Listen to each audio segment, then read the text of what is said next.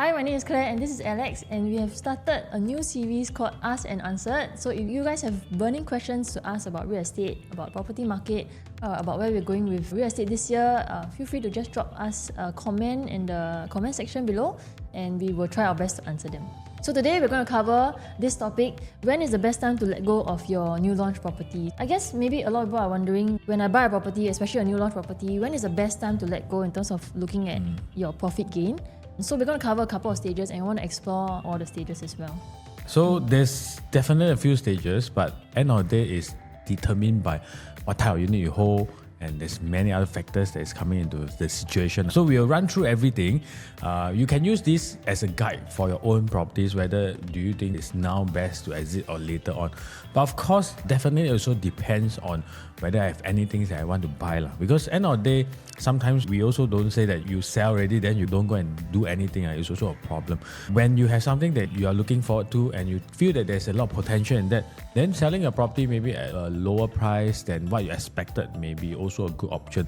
But end of the day, in this video, we are just going to go through mainly on the selling side. How do we time the property sales based on what is upcoming, whether we should be selling our property now or waiting for a bit longer, maybe the price will continue to go up. In terms of the buying side, we are not covering that. So end of the day is really opportunity cost what we're exploring over here. So I think there's also opportunity cost that we are looking at. But in this video, we are not going to cover it because it's very complicated to talk about everything based on individual cases. So we are mainly covering on the sales side, which there's 3 phases that you usually sell, because anything before that, you highly likely will have seller stamp duty. So first phase is actually before TOP, which is what we call sub-sale. But sometimes you see some property transaction, even at TOP, they still label under sub-sale.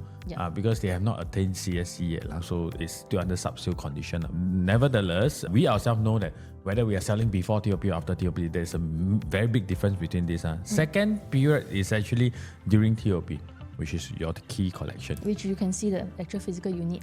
And the last one is about 1 year after TOP, and sometimes there will be about 2 years, 3 years, 4 years after TOP. Also depending on the surroundings, but we will put this as one category of 1 year after TOP. But end of the day, you can also sell 3 years after TOP. Because at the same time, when you get your keys, you would have already made a decision whether to sell, stay, or maybe rent out. And then the rental could be like 1 year, 2 years as well.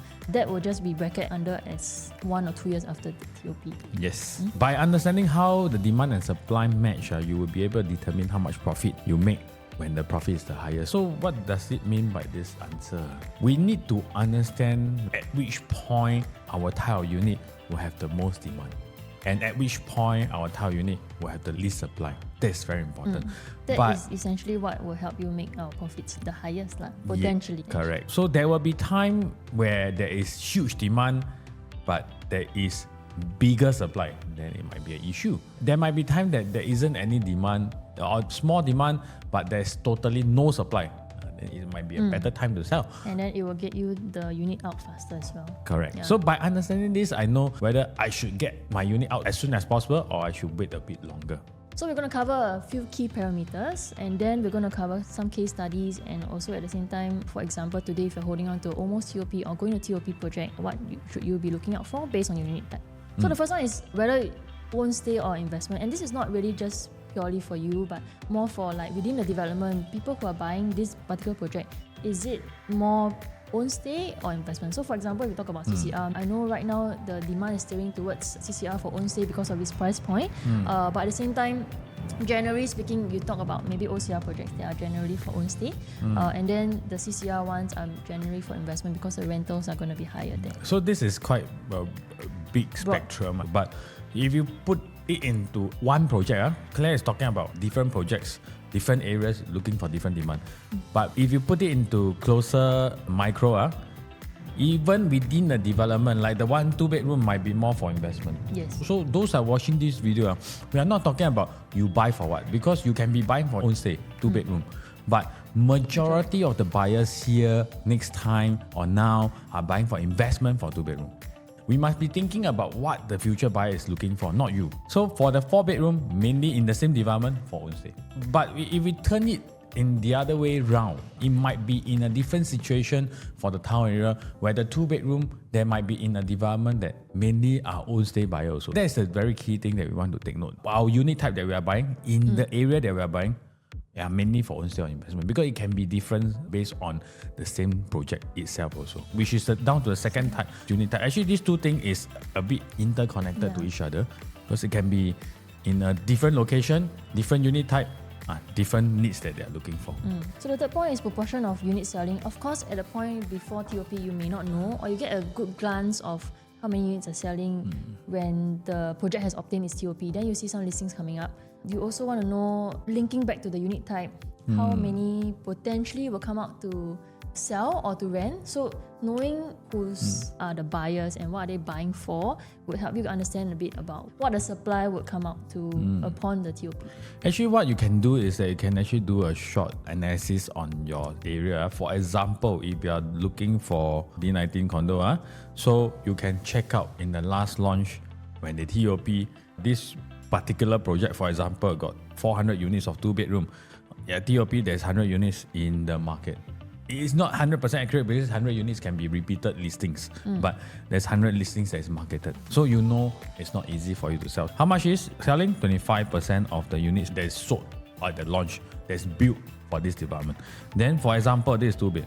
For the 4-bed, example, there's only 80 units, and at TOP, there's only 5 units on sale.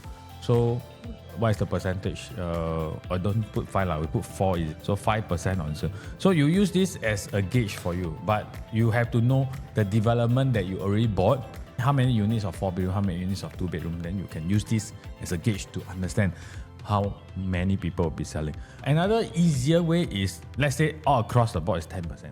I can also take that, but it's not as accurate. But all across the board, 10%, then 2-bedroom will have 40 units in the market, 4-bedroom will have 8 units in the market. From there, you can actually gauge, will I have problems selling? Yeah, and so how long it's going to take to sell. So bringing on this point, I think that leads to the fourth point as well, about what are the other options out there for people to explore. So today, if you have a D19 project that's going to TOP soon, then having this gauge and looking at what's surrounding will also help you give a gauge of potentially how long you need to sell, at what price point that will help you to seal the deal faster if you are looking to exit or you have something that you have in mind to buy.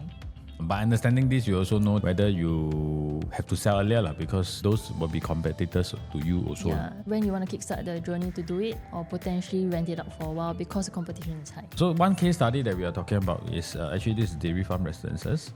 I think a lot of us know what happened. So a lot of supply actually flooded into the market. However, the demand is not actually strong and hence the price did not actually go up much. For 2-bedroom, it's about 1.3 plus. It came down to about 1.2, 1.1 million, thereabout. Why? Because there isn't a lot of demand coming in this area. Based on my video that we did on Nara, we have mentioned that there isn't a lot of demand for this area because there's not a lot of BTO, there's MOP in the last 2 years, and hence not a lot of buyers are in the market. Plus, every 1 or 2 years, there's a launch coming in, so that's going to affect also.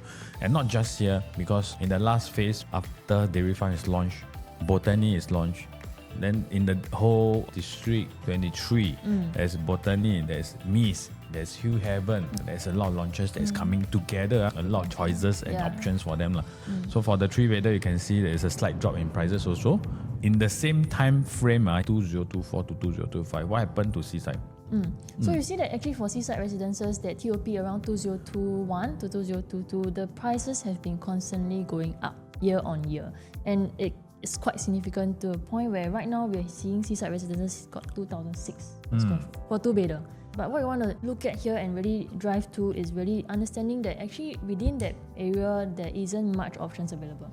So you either have very old 99 years, or freehold ones but slightly older already, going to be 15 years at the Amber area. So within the D15 area, you want to have something new, something attractive in terms of facilities, actually not much.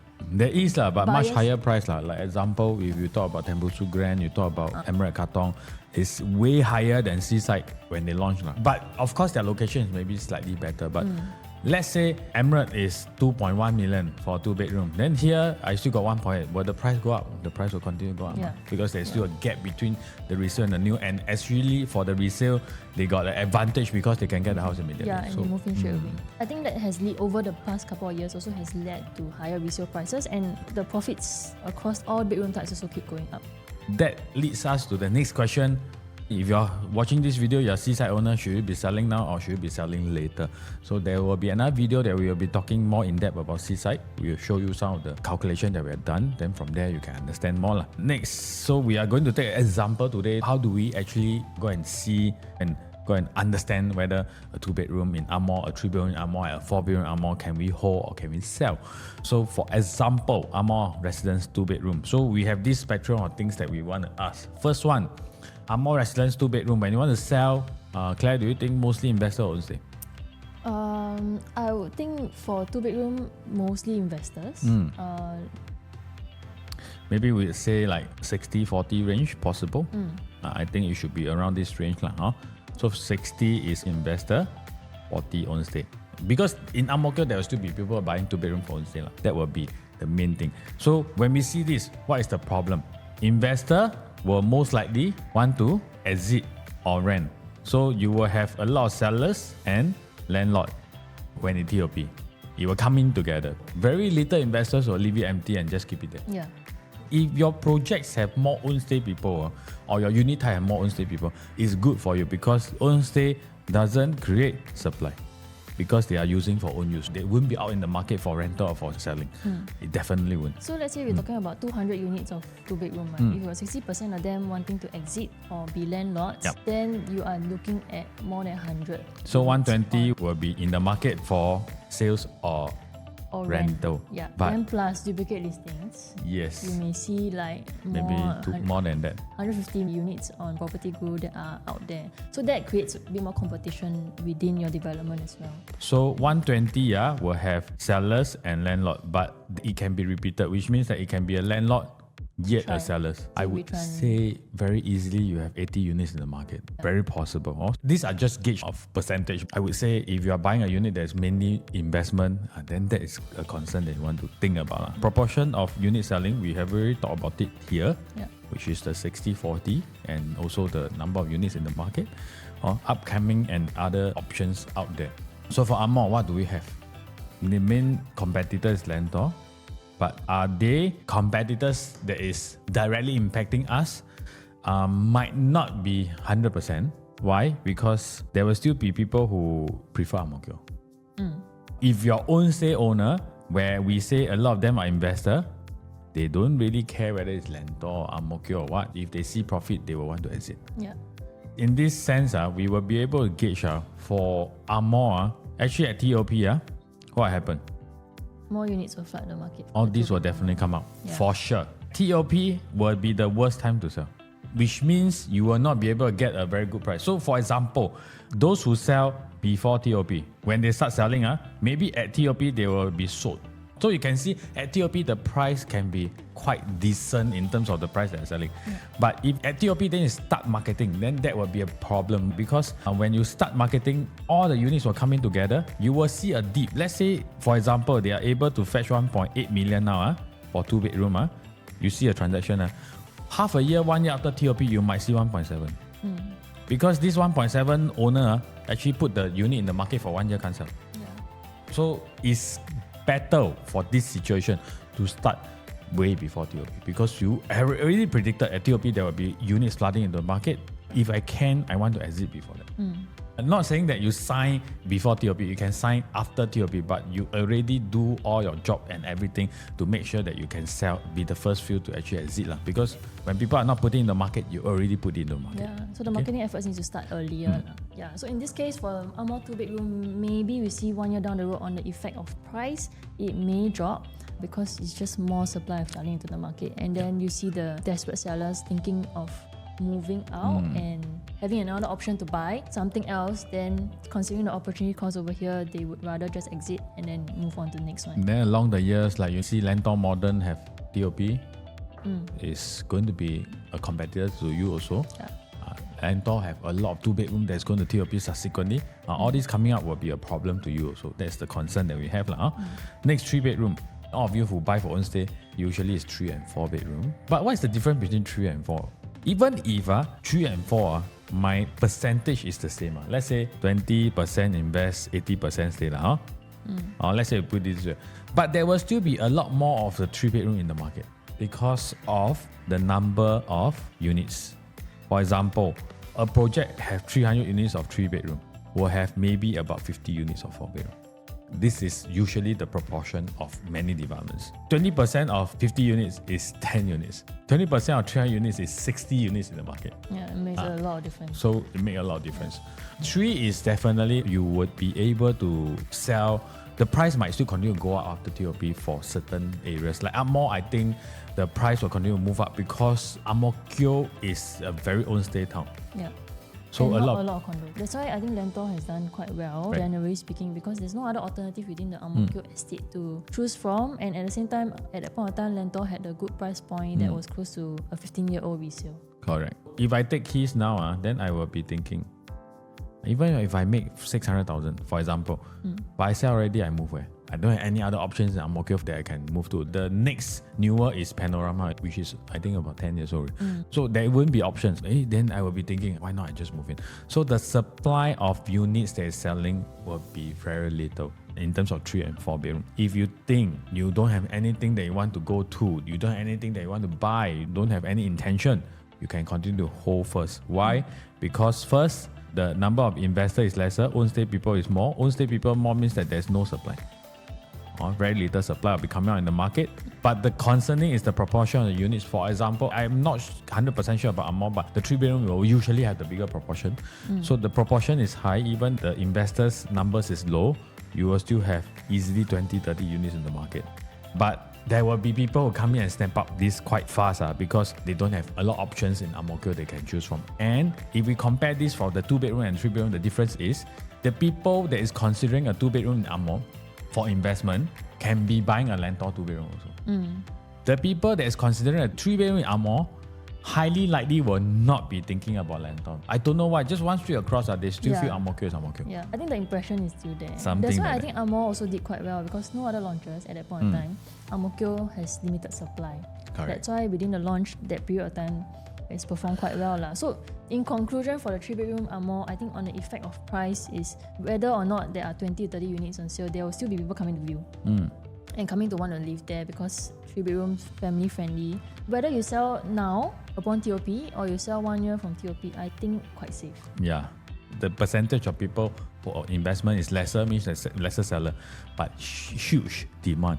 There will be a lot of people who want a house, want a 3-bedroom in this and location. want to stay immediately. That's the thing. But upcoming launch, no direct launch that is going to be your competitors in terms of Lentor. But there's something that you need to be concerned about. Ang Mo Kio buyers, a huge group of them might be okay with Thomsonville also. Because both are actually quite nearby. And if you really thought about it, Ang Mo Kio got its charm also, but Thomson also got its charm for a lot of private owners also. They might be thinking of selling Ang Mo to go and buy Thomsonville. Or when Thomsonville come out, let's say they want an average of 2,500 per square foot, which means there will be unit as low as 2,003 possible. Let's say their harmonized layout is 958 square feet, multiplied by 2.3. Is it lower than your Amor prices? If it's lower, then you might be very concerned whether your buyers will go there. You'll lose a huge chunk of buyer to that. So the upcoming launches, something that you have to be concerned But let's say about. today you are holding on to a more 3-bedroom, then you're interested in Thomson. So right now we are in end Jan. Thomson should come out in June, July. Very likely is August. And we have heard from developer is most likely August.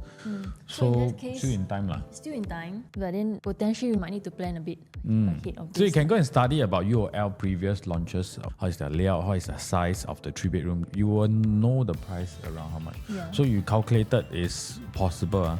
Then you can look at selling. Then the concern is, I sell it, I go there, I ballot my queue number not good, then Yeah. how? That's the concern, right? That's a big concern because I think within this year, there is one launch that a lot of people are looking at. Also has its draw with its MRT proximity and also Aitong School. Having a plan will definitely help you be able to make the right decision. But if you are looking at Thomson, all this project, the very hot one, I would really suggest if your Amor is under 2 name, you can consider going to Thomson for a 2 and a 3 as a bulk purchase. You should get what you want. So there's another option. We are not here to educate Amor owners. We are just using this example to let you see how we look at all these numbers and what are the considerations that we put in. So you can put these numbers into the own properties that you're owning today and understand whether I should sell or not. After looking at the videos, you are still not very, very, very clear or certain, you can just drop us a message. Later, we have our WhatsApp QR code that you can scan and just WhatsApp us. Anything, just ask us. We see how we can help you all. So lastly, 4-bedroom, very similar to the 3-bedroom, but the key difference is most of the development, the 4-bedroom do not have a lot of units. Yeah. So we want to break it down a bit further. Actually, your 3 also like that, your 2 also like that, but even your layout look a bit different, it might still be almost similar to the rest. But 4 usually will have 2 types. One is compact, one is premium. And there's a possibility that compact got 30 units, premium 15. Usually it's around there. So if you are buying a premium, you are only having another 14 units as a competitor to you. And how much of this 14 will sell? That's why you see in Jadescape, the 5-bedroom make 1/1,000,000. And there's a penthouse will make about 4 million. What I understand, you know what happened to the penthouse? Initially, there's an offer that is lower, but the owner said don't want. So the same buyer go out there and search for 3 months, can't find any units that fit the same thing, come back and offer the price that the owner wants. Very little demand, correct? Yeah. For the premium of any developments that you're talking about, you will be in this cap. So let's say same thing, 20% investor, 80% own stay, which means there is only about 2 to 3 units in the market for sale. Out of 2, one of them rent out first. You left 1 in the market for sale. In this situation, will you be able to achieve a good price? Yeah, there's a higher chance that your profit will be more. I think between compact and premium, we also see that the price difference can be about 250 to 300,000. Correct. Coming into compact may be a good deal also if you're looking at places where generally families may be a little bit more budget constrained. Then the compact will work for them for bigger families. Then the premium really comes down to really like what you mentioned. No demand, but also no supply. Then you got 1 unit out. Highly likely you wait a little while, you should be able to get a good price out of it. 2-bedroom, try to sell before TOP for Amor. 3-bedroom, you need to be considering whether upcoming launch is going to affect me, whether there's competitors, because within my project there's already some competitors.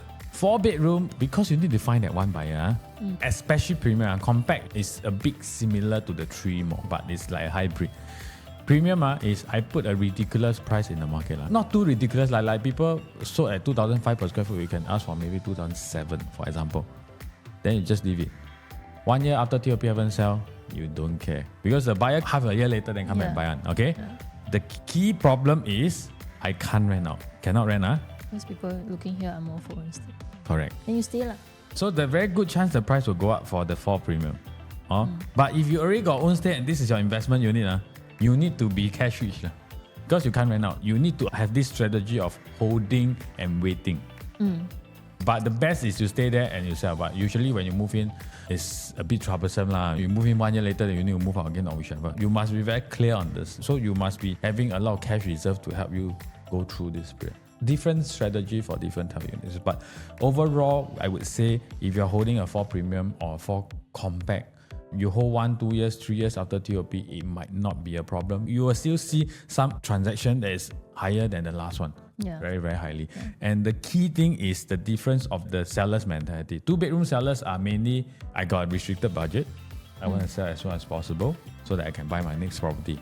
4-bedroom owners are usually, I don't care. I got a lot of money. So that's the difference. Usually 4-bedroom owners very hard to negotiate.